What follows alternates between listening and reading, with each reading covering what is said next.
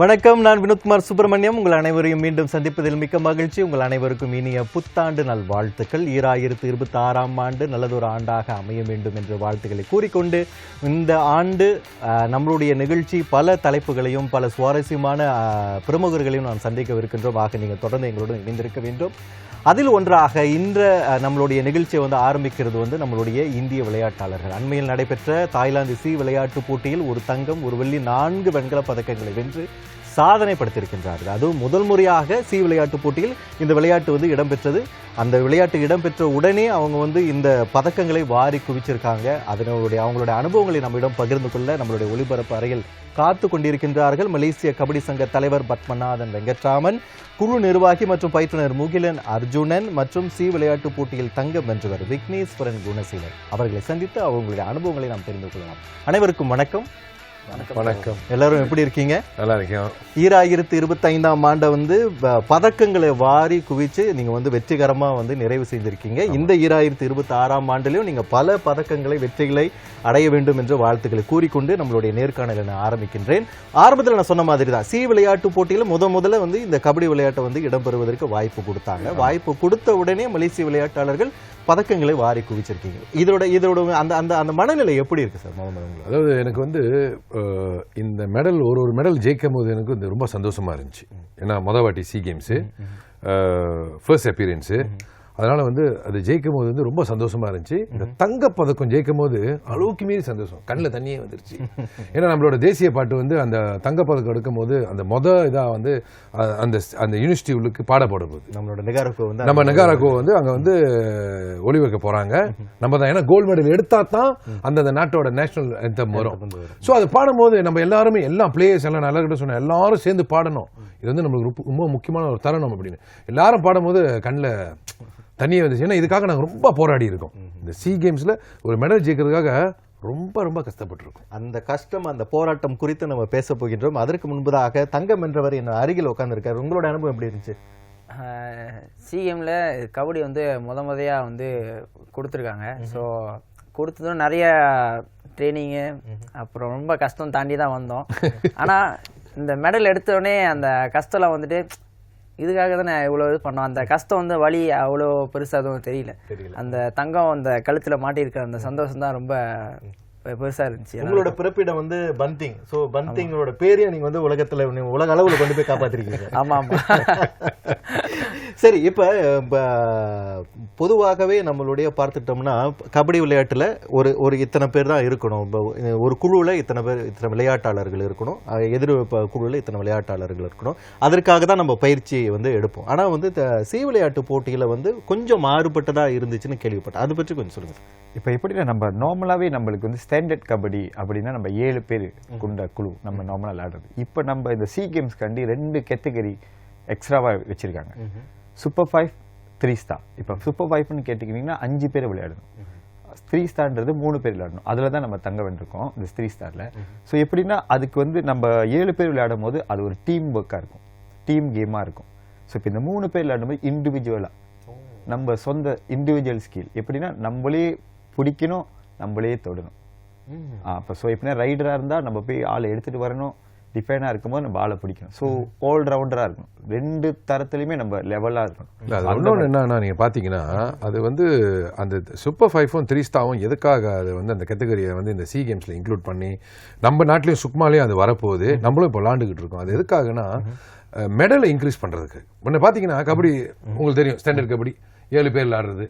ஒரு பெண்ணு ஒரு ஆண் டீம், 2 மெடல் தான். அந்த மெடலுக்காக பல ரொம்ப கட்டுமையாக விளையாட வேண்டியது. அப்போ இன்டர்நேஷனல் என்ன செஞ்சாங்க, இதை ஒரு 3 ஸ்டாரும் சூப்பர் 5ஐயும் சவுத் ஈஸ்ட் ஏஷியாவில் ஸ்டார்ட் பண்ணுவோம்னு சொல்லி ஸ்டார்ட் பண்ணி விட்டது தான். அவர் சொன்ன மாதிரி தான் அதை ஸ்டார்ட் பண்ணி விட்டு அந்த மெடலுக்காக அந்த கேட்டகரி நிறைய மெடல் இருந்தா பயிற்றுனர்களுக்கு ஒரு சந்தோஷமா இருக்கும். ஜெயிச்சா மெடல் நிறைய இருக்கும்.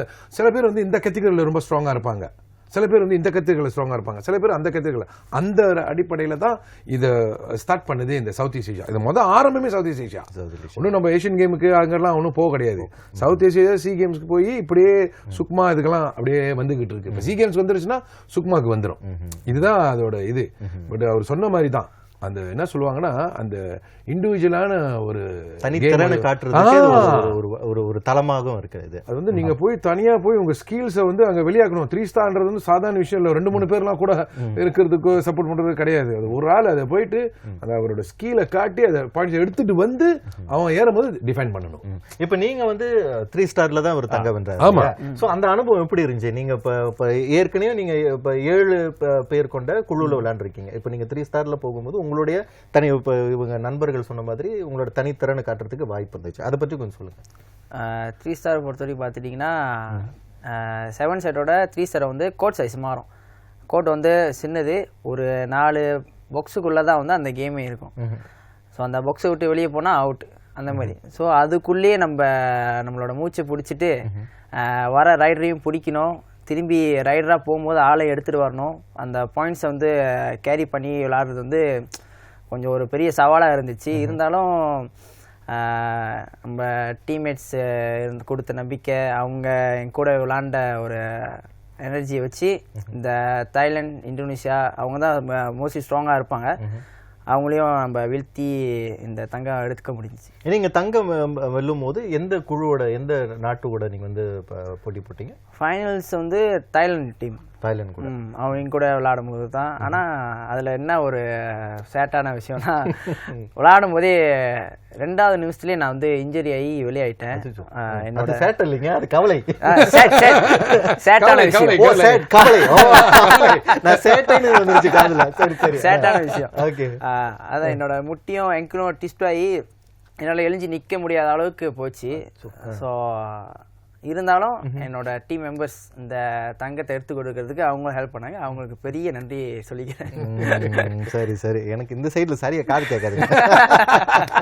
சரி சார், இப்போ நம்மளுடைய பாரம்பரிய விளையாட்டு கபடி என்பது நம்மளுடைய பாரம்பரிய விளையாட்டு. மலேசியாவில் மற்ற இனத்தவர்களுக்கு வந்து நாம் கூட எங்களுடைய நண்பர்கள் மலாய் நண்பர்கள்ட்ட பேசும்போது இதை வந்து வடிவமைச்சோம். இது வந்து ஏஐ இப்போ துணை கொண்டு நாங்கள் வடிவமைச்சோம். இது ஆரம்பத்தில் நீங்கள் பேசணும், இது எங்களுடைய விளையாட்டாளர்கள் கொஞ்சம் முகம் வந்து கொஞ்சம் மாறி இருக்கு அப்படின்னு ஏஐ ஜெனரேட் பண்ணுது.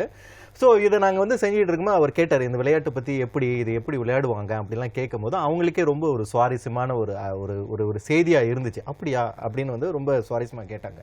அப்போ மலேசியாவில் இருக்கின்ற மற்ற இனத்தவர்கள்லாம் இருக்காங்களே, இந்த விளையாட்டு கொண்டு போய் சேர்க்கறதுக்கு சங்கம் எந்தெந்த மாதிரியான முயற்சிகளை மேற்கொண்டு வருகிறது, மேற்கொண்டு போக போகுது? அதாவது சங்கம் வந்து மேற்கொண்டு இருக்குன்னா இப்போ பார்த்தீங்கன்னா தெலுங்கானா, சரவா, இதில் எல்லாமே வந்து மலாய்க்காரர்கள், கடசான், ஈபான், டயாக் இவங்க தான் இருக்காங்க. ஒரு தமிழர்களோட இந்த 2 டீம்ல கிடையாது. ஃபுல்லி நான் இந்தியன் தான் தமிழர்கள் எல்லாமே. இவங்க கிட்ட ஆரம்பிக்கும் போது இது நான் வராத முன்னுக்குலேருந்தே ஆரம்பிச்சுட்டாங்க. சங்கம் வந்து இது நான் வராத முன்னுக்கு எனக்கு முன்னுக்குள்ள தலைவர்கள்லாம் இதை ஆரம்பிச்சு அதை என்ன சொல்லுவாங்கன்னா போய் அங்கே அதை சொல்லி கொடுத்து அவங்களுக்கு இன்ட்ரடியூஸ் பண்ணி விட்டு இதை ஆரம்பிச்சிட்டாங்க. அது ஆரம்பத்திலே செஞ்சுட்டாங்க. இப்போ நான் வந்த பிறகு நான் என்ன செஞ்சுருக்கேன்னா, அடுத்த வருஷம் அதாவது இந்த வரக்கூடிய இந்த 2026 வந்து அண்டர் 16 சொல்லி 16 வயசு கீழே சொல்லி தமிழ் பள்ளி இல்லாமல் மித்த பள்ளிங்களுக்கு எல்லாத்தையும் வந்து ஆரம்பிக்க போகிறோம். எல்லா ஸ்டேட்லையும் ஆரம்பிக்க போகிறோம். அப்படின்னா மிக்ஸ் ஸ்கூல், அப்படின்னா சைனீஸும் விளாட்லாம், மலாயும் விளாட்லான்னு. உங்களுக்கு ஒரு விஷயம் தெரியுமா, மலாய்க்காரவங்களுக்கு இல்லை சைனீஸ்க்கு இந்த விளையாட்டை பார்த்த கையோட ரொம்ப ஆர்வம் வந்துருது. சி கேம்ஸ்ல எங்களோட டெபுட்டி பிரசிடென்ட் வந்திருந்தார், அவர் மலாய்க்காரர் தான். அவர் அதை பார்த்த கடை ரொம்ப ஆர்வம் ஆயிட்டாரு. ரொம்ப ஆர்வம், நல்லா ஒரு என்ன சொல்லுவாங்கன்னா ஒரு நல்ல ஒரு இந்த கேமா இருக்கு, நல்ல ஒரு ரொம்ப ரொம்ப ஒரு டஃப்பான ஒரு கேமு, ரொம்ப இன்ட்ரெஸ்டிங்காக இருக்கு பார்க்கறதுக்கு அப்படின்னு சொல்லி அந்த மாதிரி ஒரு மலாய்க்காரர் இல்லை. அதே மாதிரி 2022 இன்ச்சோன்ல வந்து ஒரு கேம் ஜெயிச்சோம் கொரியா கூட. போட்டிருக்கீங்க பார்த்தீங்க படத்தை, அதில் ஜெயிச்சோம் பாருங்க. அந்த கேம் ஜெயிச்ச கூட அவர் விளாண்ட ஒரு வீடியோ கிளிப் வந்து யாரோ ஒருத்தர் வந்து அதை அழகாக எடுத்து தோத்துக்கிட்டு இருந்த டீம், ஃபர்ஸ்ட் ஹாஃப்ல தோத்துக்கிட்டு இருந்த டீம் செகண்ட் ஹாஃப்ல ஐ மீன் எந்திரிச்சு விளாண்டு ஜெயிக்கிற ஒரு லெவலுக்கு போய் ஜெயிச்சிட்டாங்க. அந்த ஃபைட் பேக் பண்ணும்போது அந்த கிளிப்பை மட்டும் எடுத்து மலேசியாவில் வைரல் பண்ணி ஆல்மோஸ்ட் 600 to 700,000 அதை பார்த்தது எல்லாம் மலாய்க்காரவங்க தான். ரொம்ப இன்ட்ரெஸ்ட் ஆயிட்டாங்க. ஸோ சில பேர் அதை இன்ட்ரெஸ்ட் ஆகி கூட ஸ்டார்ட் பண்ணிட்டாங்க வர்றதுக்கு. நம்ம வந்து இப்போ என்ன செய்யறோம், சங்கம் என்ன செய்யுதுன்னா, இப்போ நான் சொன்ன மாதிரி தான் 16 வயசுக்குள்ள கீழே உள்ள போட்டிகள் வைக்க போறோம். மலேசியாவில் இருக்கிற அனைத்து ஸ்கூல்லையும் இதை இன்ட்ரடியூஸ் பண்ண போறோம். இதுக்குள்ள வேலைகள்லாம் ஓடிக்கிட்டு இருக்கு. கமித்திரன் கூட பேசிக்கிட்டு இருக்கோம். அவங்களும் அப்ரூவல் தராங்க, ரொம்ப இதா இருக்காங்க நம்மளுக்கு சப்போர்ட் பண்றதுக்கு. ஸோ இது வேலைகள்லாம் ஸ்டார்ட் பண்ணிட்டோம் நம்ம. இந்த சி கேம்ஸும் இந்த ஏஷியன் கேம்ஸையும் வச்சு தான் இந்த வேலையே நடந்துகிட்டு இருக்கு. அதாவது நம்மளுக்கு இப்போ கிடைச்ச இந்த வெற்றியை வச்சு தான் நம்ம அடுத்த ஒரு முயற்சிக்கான அடித்தளமாக இதை பயன்படுத்தி கொண்டு நம்ம பயணிக்க போறோம். ஆமா, இன்னொன்று என்னன்னா, நீங்க வந்து ஒரு மிக்ஸ் டீம் வச்சிருந்தாதான் அந்த டீம் ரொம்ப ஸ்ட்ராங். இப்போ பெப்பர், பிளாக், சுகர் இதெல்லாம் போடுற மாதிரி அந்த மிக்ஸ் டீம் ஒன்று இருந்தாதான், எந்த விளையாட்டா இருந்தாலும் அந்த மிக்ஸ் டீம் இருந்தா தான் அந்த டீம் ரொம்ப ஸ்ட்ராங் ஆகும். கண்டிப்பாக இந்த முயற்சி வெற்றியடைய எங்களோட மனமார்ந்த வாழ்த்துக்கள். சரி முகில, நீங்க ஒரு நிர்வாகியா இருக்கும் பொழுது நம்மளுடைய இப்போ இந்த நான் ஆரம்பத்தில் சொன்ன மாதிரி கபடி என்பதும் நம்மளுடைய பாரம்பரிய விளையாட்டு. அதுக்கான அந்த பாரம்பரியமாக சில முறை இருக்கும், அதாவது இந்த பயிற்சி கொடுக்கும்போது சில முறைகள் இருக்கும். ஆனால் இப்போ வந்து புதிய, இப்போ நீங்கள் வந்து 3 ஸ்டார் சொன்னீங்க, 5 பேர் கொண்ட குழு விளையாடுவதுன்னு சொன்னீங்க. இதில் இந்த மாதிரியான புதிய என்ன சொல்றது ஒரு வரையறை இருக்கும்போது அதற்கான பயிற்சிகளில் ஏதாவது மாற்றம் இருக்கா? ஆமாம், நிறைய இருக்குது. இப்போ நம்ம ரீசன்ட்லி நம்ம இதுக்காண்டி வந்து ரொம்ப ஜிம் ஒர்க் அவுட், நம்ம ஜிம்முக்கு நிறையா போனோம், நியூட்ரிஷன், ஸோ அந்த மாதிரி நம்ம கொஞ்சம் சப்ளிமெண்ட்ஸ் அந்த மாதிரிலாம் எடுத்து நம்ம பாடி சைஸ் டெவலப் பண்ணிக்கிறது. ஏன்னா 3 ஸ்டாரில் ஆடும்போது 3 பேர் தான் ஒரு ஆளை பிடிக்கிறன்ற போது நம்மளுக்கு கொஞ்சம் பாடி வெயிட், ஸோ அந்த மாதிரி ஸ்ட்ரக்சர் வைஸ் நம்ம கொஞ்சம் மாறுபட்டுக்கிட்டோம். இன்னொரு ஃபிட்னஸ் லெவலை நம்ம கொஞ்சம் அதிகப்படுத்திக்கிட்டோம். ஸோ அந்த மாதிரி விஷயத்தில் நம்ம கொஞ்சம் அட்வான்ஸாக இன்னும் நம்ம பிளேஸை வந்து இந்தியாவுக்கு அனுப்பணும். ஸோ அங்கே போய் பாண்டிச்சேரியில் போயிட்டு அவங்க கொஞ்சம் ட்ரைனிங், கொஞ்சம் ஸ்கில்ஸ் கற்றுக்கிட்டு வருது. ஹரியானாவுக்கு அனுப்பணும், ஸோ கொஞ்சம் நாலேஜ் எடுத்து வந்துருக்கு. ஸோ இந்த மாதிரி விஷயம்லாம் நம்ம பிளேயர்ஸ்க்கு நம்ம செஞ்சுருக்கோம். விக்னேஸ்வரன், இப்போ வந்து முகிலன் சொன்னாங்க, இப்போ இந்தியாவுக்குலாம் போய் பயிற்சி பண்ணோம் அப்படின்னு பார்க்கும்போது, இப்போ இந்தியா, ஏன்னா இந்தியாவில் தான் இது பிறப்பிடமே இல்லையா, கபடி என்பது இந்தியாவில் தான் பிறப்பிடமே. இப்போ நீங்கள் அங்கே போகும்பொழுது அங்குள்ள விளையாட்டாளர்களுடைய திறன் எப்படி இருக்கு, நமக்கும் மலேசிய விளையாட்டாளர்களுக்கும் அவர்களுக்கும் என்னென்ன வேறுபாடு இருக்கு, நீங்க எப்படி பார்க்குறீங்க? மலேசியா பிளேயர்ஸ்க்கும் இந்தியா பிளேயர்ஸ்க்கும் வந்து என்ன டிஃப்ரென்ஸ்னால் அவங்களோட ஸ்கில்ஸ். ஏன்னா வந்து மலேசியாவோட ஸ்கில்ஸ் வந்து இன்னும் வந்து பேசிக் இதில் தான் போயிட்டுருக்காங்க. இப்போ இந்தியா அவங்கெல்லாம் பார்த்துக்கிட்டிங்கன்னா இன்னும் ரொம்ப அட்வான்ஸாக தான் ஸ்கில்ஸ்லாம் வந்து ட்ரெயின் பண்ணுறாங்க. இங்கேருந்து நம்ம அங்கே போய் நிறையா கற்றுக்கும் போது அவங்ககிட்டேருந்து நம்ம இன்னும் நிறைய நாலேஜ் எடுத்துக்கலாம். ஏன்னா இப்போது அவங்களுக்கு வந்து தெரியும், இப்போ இந்த மாதிரி பிளேயர், இந்த மாதிரி ஸ்ட்ரக்சர் உள்ள பிளேயரை வந்து நம்ம எப்படி அடிக்கலாம், இந்த மாதிரி பிளேயர் வந்து எப்படி டிஃபென்ஸ் செய்யலாம், இந்த மாதிரி டீம் கிட்ட போய் எப்படி நம்ம ரைடில் பாயிண்ட் எடுக்கலாம்னு சொல்லி அது வரைக்குமே அவங்க வந்து நம்மளுக்கு சொல்லிக் கொடுப்பாங்க.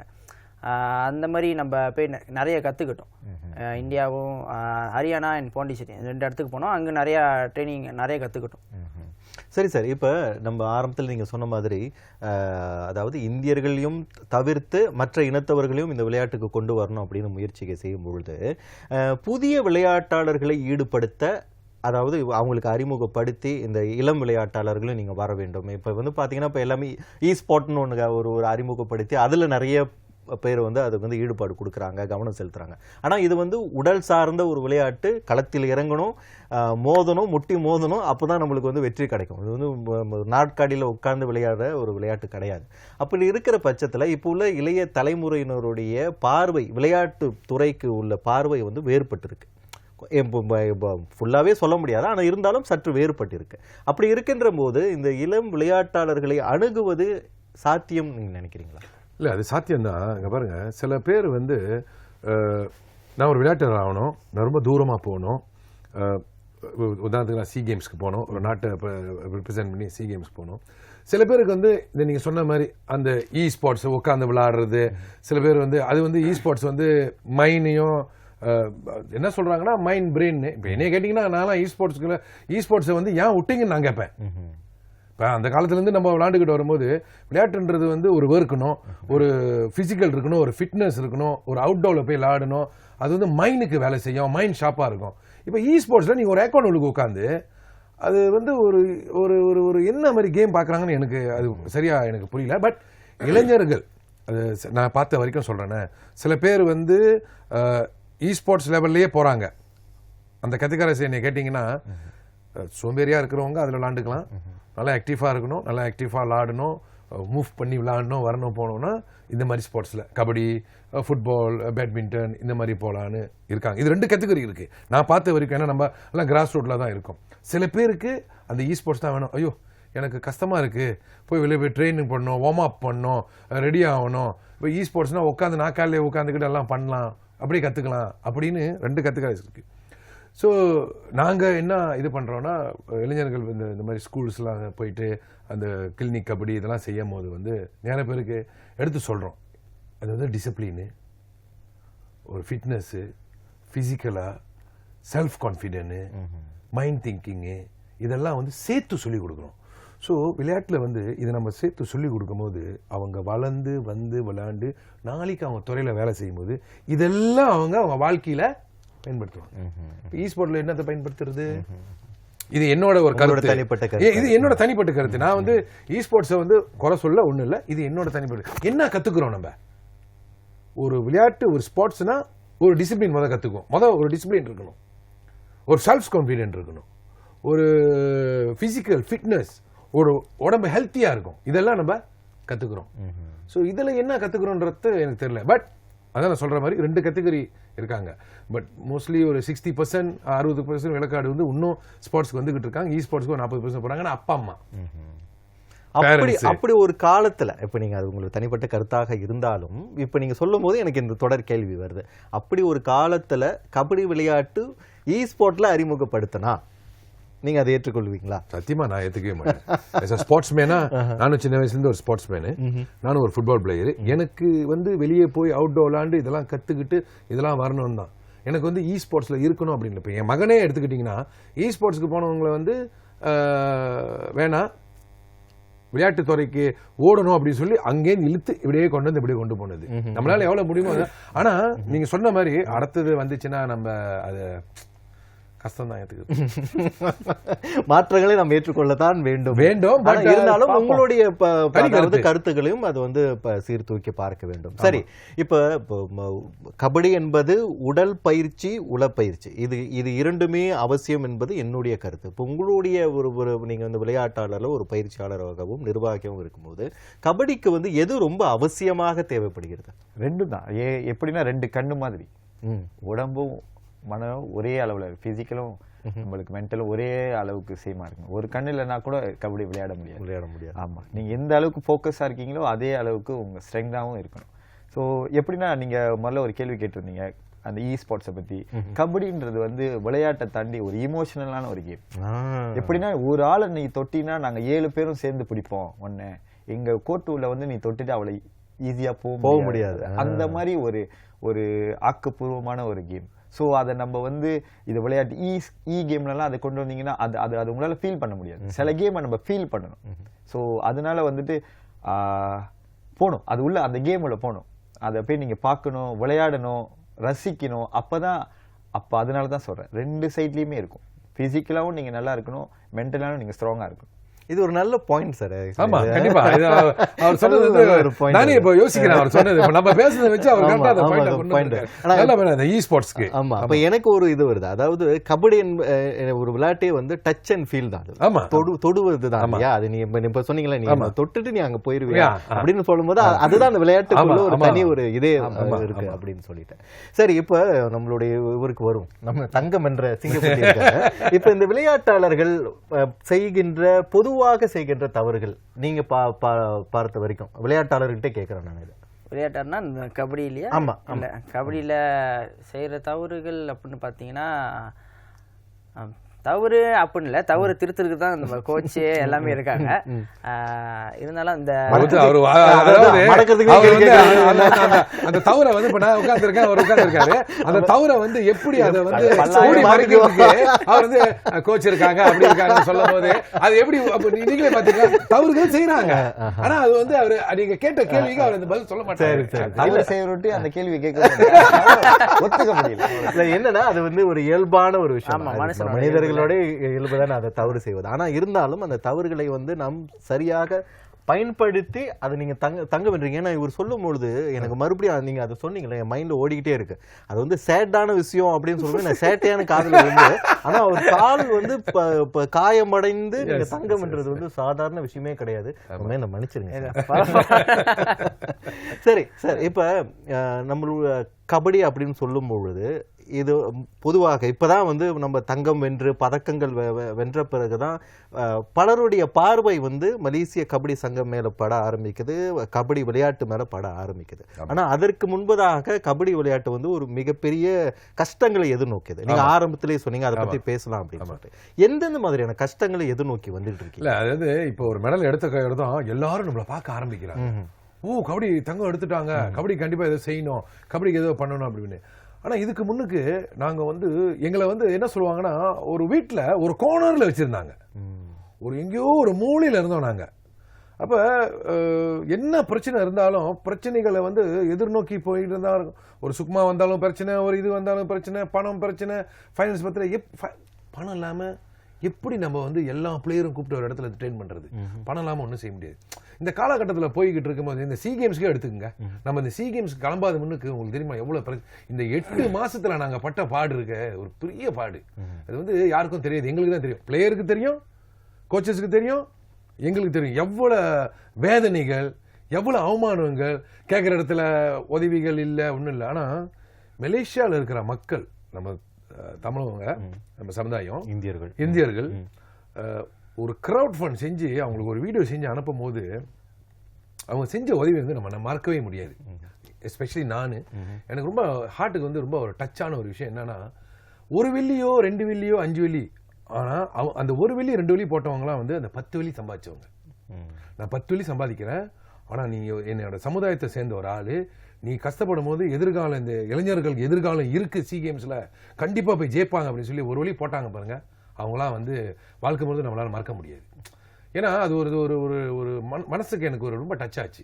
அதனால ரொம்ப வந்து நம்ம தமிழ் மக்கள் தான் வந்து எங்களுக்கு வந்து கை கொடுத்தது, பணம் கொடுத்தது. அது 1 வெள்ளியாக இருந்தாலும் அது ஒரு அமௌண்ட் வந்துச்சு, அது மெயின்டைன் பண்ணி போயிட்டோம். பட் இன்னும் இப்போ பிரச்சனை இருந்துகிட்டு தான் இருக்கு, ஏன்னா பத்தல. ஓகே, இப்போ நீங்கள் இதை சொல்லும் பொழுது இந்தியர்கள் ஆதரவு கொடுத்தாங்க, அவங்களால் இயன்றவரை ஆதரவு கொடுத்தாங்க, அதை அந்த உதவியை வைத்துக்கொண்டு நீங்கள் இது வரைக்கும் பயணிச்சுட்டு வந்திருக்கீங்க. ஆனால் நீங்கள் சொல்கின்ற அந்த பதிலில் வந்து என்ன தெரிஞ்சிச்சுன்னா, ஒரு நிதி பிரச்சனை வந்து நம்ம வந்து எதிர்நோக்கிட்டு இருக்கோம். இந்த நிதி வந்து முறையாக நம்மளுக்கு கிடைத்தால், நிதி உதவி கிடைத்தால் இன்னும் பல சாதனைகளை செய்ய முடியும் அப்படின்னு நீங்கள் சொல்றீங்க.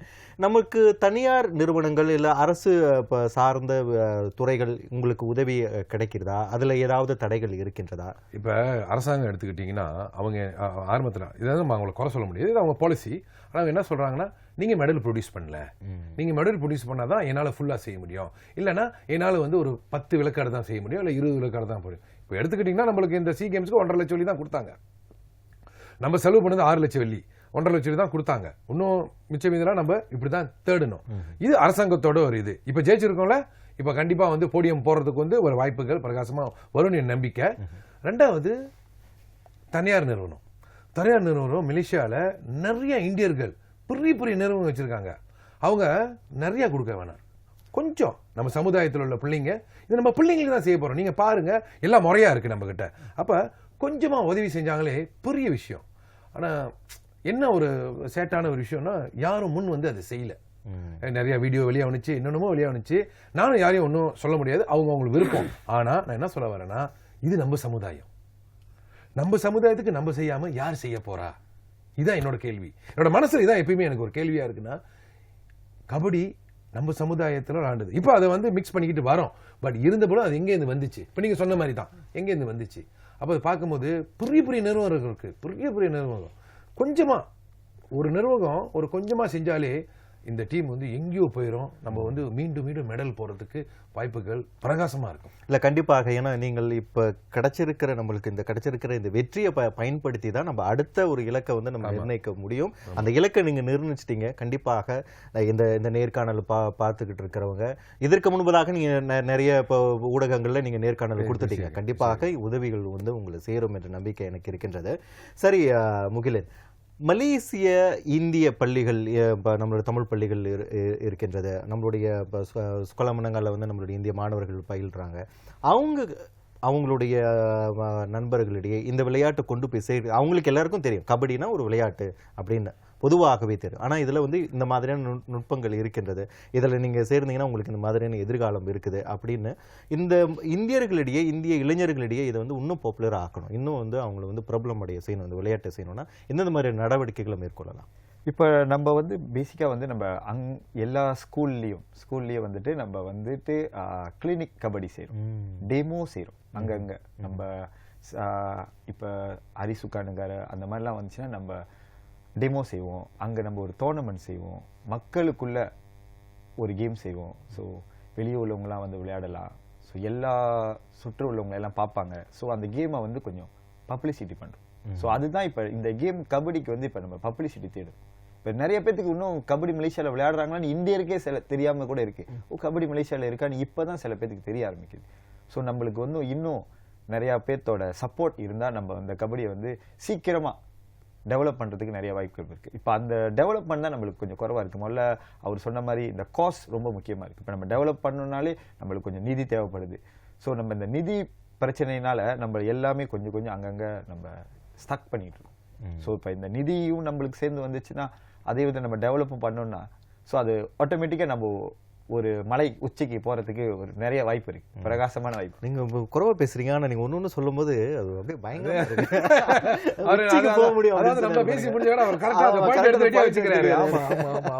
அதனால மனசுல இவ்வளவு நாளா அந்த அந்த கோல்டு மெடல்ல ஒரு அது அவ்வளவு தவிர்ப்பு, எங்களோட தவிர்ப்பு தான் அந்த கோல்டு மெடல். இவ்வளவு நாள் அதை 10 வருஷம் நான் கபடிக்கு வந்து அந்த 10 வருஷமா அது ஒரு தவம் மாதிரி இருந்து இப்போ அதை வச்சிருக்கும் போது என் பிளேயர்ஸ் கழுத்தில் அதை நான் பார்க்கும்போது நானே வாங்கின சந்தோஷம், அந்த பெருமை எனக்கு இருந்துச்சு. ரொம்ப ரொம்ப ரொம்ப மகிழ்ச்சியா இருக்கு, எனக்கே ரொம்ப நிறைவா இருக்கு உங்களுடைய 3 பேர் பயணத்தை எங்ககிட்ட பகிர்ந்து கொண்டதுக்கு. நம்ம ஆரம்பத்துல பேசின மாதிரி தான், நம்ம நிறைய கஷ்டப்பட்டிருக்கோம், அந்த கஷ்டத்துக்கு ஒரு பலன் கிடைச்சிருக்கு. இருந்தாலும் சில கஷ்டங்கள் நம்மளுக்கு இப்போதும் இருக்கு. இந்த கஷ்டத்தை வந்து நம்ம பொதுமக்கள்கிட்ட சொல்லி இருக்கோம். கண்டிப்பாக இந்த கஷ்டங்களுக்கு ஒரு தீர்வு கிடைக்கும். இந்த தீர்வு கிடைச்ச பிறகு இன்னும் பல வெற்றிகள் நமக்கு வந்து சேரும். அந்த வெற்றிகள் உங்களுக்கு வந்து சேர்றதுக்கு எங்களுடைய மனமார்ந்த நன்றிகள். அதுவும் குறிப்பாக அடுத்த வந்து நம்மளுடைய ஏசியன் கேம்ல வந்து ஜப்பான்ல வந்து நீங்க வந்து விளையாட போறீங்க செப்டம்பர்ல. கண்டிப்பாக அதுலயும் வந்து பல பதக்கங்களை வந்து வென்று நீங்க சாதனை படைக்க எங்களுடைய பர்னாமா செய்திகளின் மனமார்ந்த வாழ்த்துக்கள். அவங்களோட பயணம் வெற்றிகரமாக அமைய எங்களோட மனமார்ந்த வாழ்த்துக்கள். நன்றி. நன்றி நன்றி. ஆக ரசிகர்களே, ஒரு முக்கியமான நேர்காணல். இந்த 3 விளையாட்டாளர்கள் முன்வைத்த கோரிக்கை, நீங்க தான் வந்து உதவி செய்ய வேண்டும். நீங்கள் உதவி செய்தால் கண்டிப்பாக மலேசிய இந்திய கபடி விளையாட்டாளர்கள் உலகளவில் சாதனை புரிவார்கள் என்ற நம்பிக்கையுடன் உங்களிடமிருந்து அன்புடன் விடைபெற்றுக் கொள்கிறேன். நான் வினோத் குமார் சுப்பிரமணியம். மீண்டும் சந்திப்போம். நன்றி, வணக்கம்.